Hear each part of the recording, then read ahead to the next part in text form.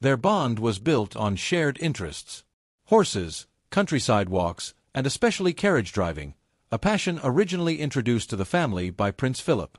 Few people realize this, but Prince Philip actually helped revive the sport of carriage driving in Britain during the 1970s.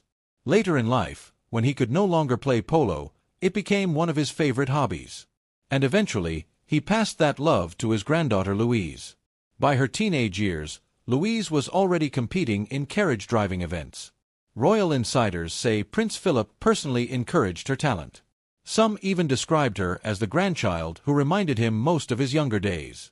So when whispers began circulating that Louise had been given a special connection to a cottage on the Balmoral estate, many palace observers immediately saw it as something deeply personal. But that's when the story took a surprising turn. Because alongside reports of Louise's quiet inheritance came another claim, one that raised serious questions inside royal circles.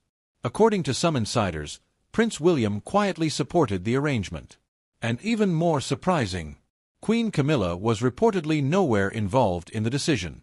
Not consulted. Not mentioned. Not included. Inside a family where hierarchy and protocol matter deeply, that detail stood out immediately. So what exactly happened behind the gates of Balmoral? And why would the future king step into such a sensitive family matter?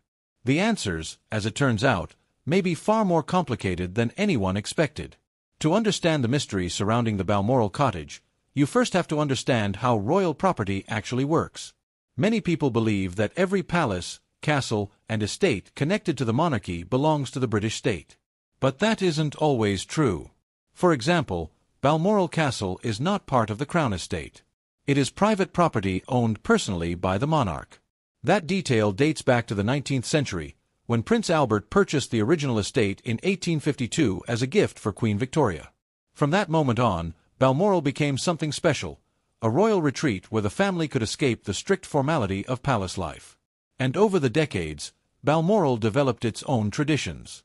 Summer holidays, family picnics, long walks across the Scottish hills. But perhaps the most interesting tradition involved the smaller buildings scattered across the estate, private cottages and lodges used by trusted family members and guests. Here's a little-known fact. Some of these cottages have historically been offered to royal relatives as a sign of trust and closeness within the family. It was never about luxury. It was about belonging. And that's where Lady Louise Windsor enters the story. During the final years of Queen Elizabeth II's life, the Queen reportedly spent longer periods at Balmoral than ever before. In fact, the estate became even more significant when the Queen passed away there during the historic death of Queen Elizabeth II in 2022. That moment turned Balmoral into one of the most emotionally symbolic places in modern royal history. But during those final summers, palace staff reportedly noticed something interesting.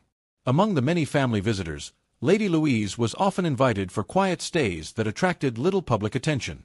Unlike large royal gatherings, these visits were small and personal. No photographers. No official announcements. And insiders say the Queen deeply appreciated Louise's calm personality. Here's another surprising detail. While many young royals grew up surrounded by media attention, Louise's parents deliberately kept her life as normal as possible.